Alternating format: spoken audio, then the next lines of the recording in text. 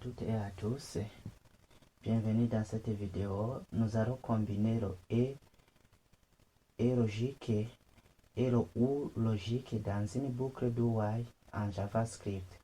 Après avoir vu comment utiliser et logique et ou logique séparément dans les boucles do while, voyons maintenant comment les combiner pour créer des conditions plus complexes et réalistes. Pour petit rappel, et logique, toutes les deux conditions doivent être vraies pour continuer. Donc la boucle va tourner avec les deux conditions qui doivent être vraies. Sinon, si une des conditions est fausse, là, le et logique n'est pas comme le ou logique, il doit s'arrêter. Avec le ou logique, au moins une condition doit être vraie pour continuer. Donc ici, avec le ou logique, il nous suffit d'une seule condition pour que la boucle continue à tourner. Ensemble, on peut écrire des conditions plus précises. While A est tant que A est inférieur à 5 et B supérieur à 0, ou C est égal à true. Ça, c'était un petit exemple. Mais nous allons voir avec un exemple qu'on nous a donné ici. Tout d'abord, je vous montre notre projet qui s'appelle JavaScript, qui comprend des fichiers index.html, script.js. Je vais directement créer un fichier HTML.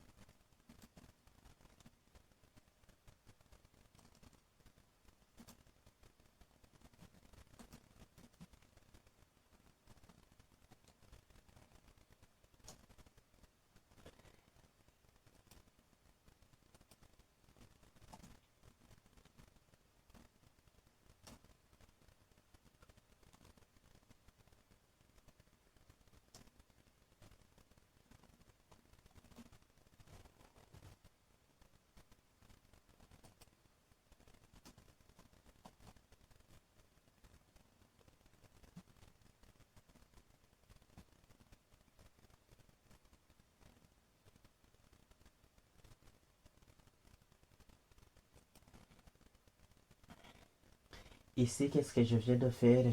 Je viens de créer un simple fichier HTML où j'ai indiqué le titre du navigateur et boucle do while et logique et ou logique. J'ai stylisé le titre de niveau et apprendre le JavaScript en le centrant et en lui donnant une couleur qui s'appelle Magneta. Je ne vais pas écrire les codes de JavaScript ici à l'intérieur directement. C'est pourquoi je vais utiliser une balise qui s'appelle script. Cette balise permet d'écrire des codes de JavaScript, mais avec l'attribut source permet de connecter le fichier index.html et le fichier script.js. Puisqu'il se trouve à la même racine du projet, je mets directement script.js.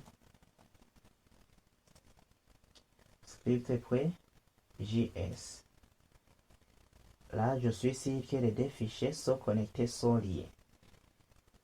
Si j'enregistre, vous voyez dans script.js, il n'y a pas quelque chose. Si je regarde dans le navigateur, on a le navigateur qui ne contient pas, qui contient seulement le titre du navigateur, boucle do while, apprendre le JavaScript. Si je clique sur inspecter, et puis dans la console, c'est celle que nous avons besoin ici, console, on voit qu'il n'y a pas quelque chose, puisqu'on n'a pas encore écrit du code de JavaScript. Je diminue ça et on travaille alors en parallèle. Je déclare une variable qui s'appelle i.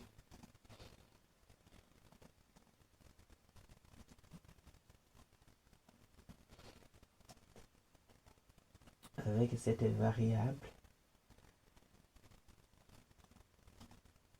je mets une autre variable plutôt que je vais appeler actif.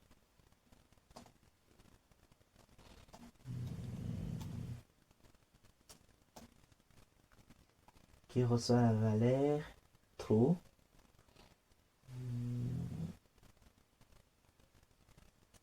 Je mets la boucle do, faire, do while, et je mets console.log pour afficher. Est-ce que je dois afficher i? Avant de faire enregistrer, tout d'abord, je ne dois pas oublier de mettre l'incrémentation. Si je veux que la boucle s'arrête, il faut que je mette l'incrémentation avec i++.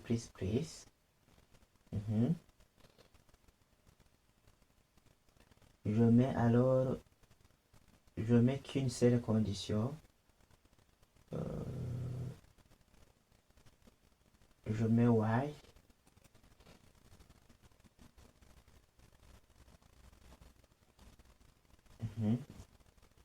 Ici, je teste si i est inférieur à 3. Avant d'enregistrer, j'explique un peu ce que je viens de faire. Je vais de déclarer ou bien d'initialiser la variable i à 0. Et j'ai déclaré une autre variable qui s'appelle actif et je l'ai initialisé à true. Do signifie faire, fait, exécuter. Tout d'abord, les deux conditions. Tu dois m'afficher i égale. Tu m'affiches combien? Tu fais incrémentation. Incrémentation, c'est l'ajout de 1. Et tu dois faire l'incrémentation, tu ajoutes de 1 jusqu'à quelle valeur? Jusqu'à i inférieur à 3. Donc ça fait 2. Est-ce que ça m'affiche de 0 jusqu'à 2? Regardez, si j'enregistre, ici ça donne 3. Pour dire que ça doit m'afficher 3 valeurs avec i égale.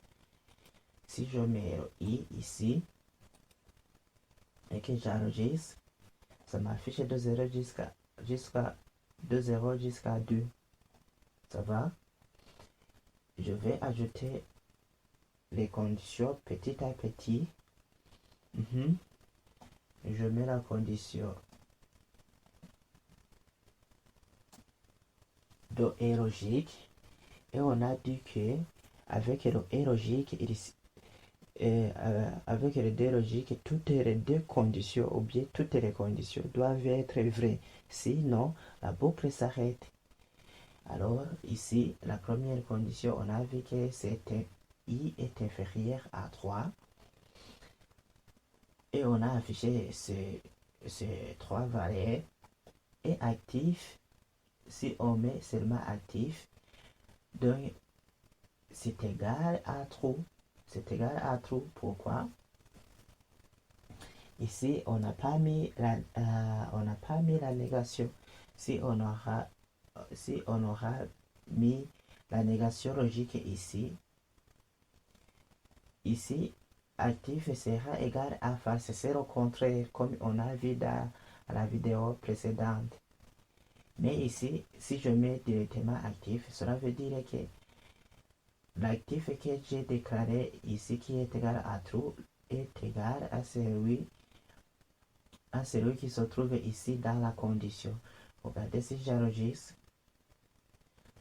je trouve les mêmes valeurs puisque les deux conditions sont vérifiées. Et ici, j'ajoute une autre condition pour dire que cette condition que je viens de mettre, c'est égal à true, c'est vrai. C'est pourquoi on m'a affiché ça.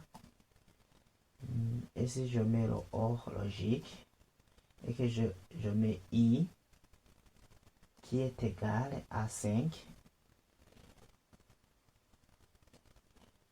or I est égal à 5 signifie qu'on a dépassé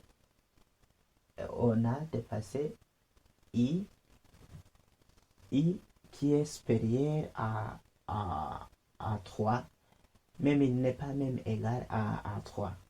Cela veut dire que cette condition est fausse.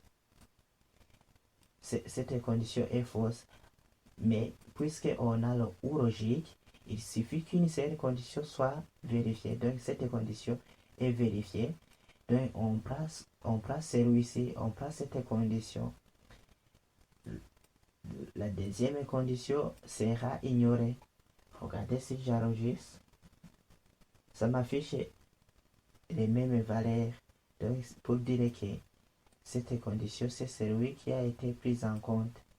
Ok?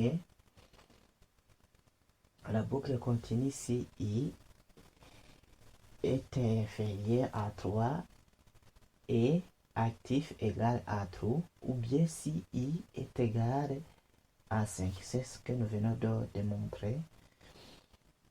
Ici, on donne aussi un autre exemple avec deux variables. La première variable, je vais l'appeler compteur.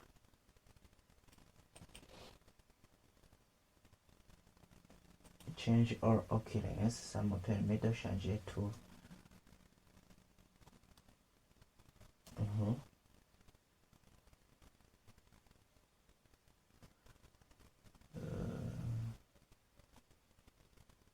Compteur.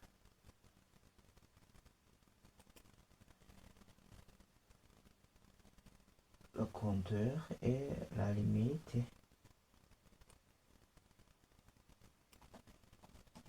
Si je mets limite égale à 5,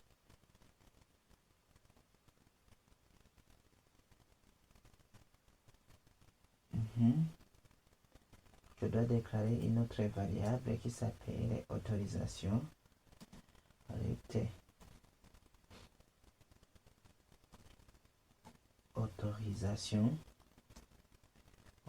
Autorisation égale à true.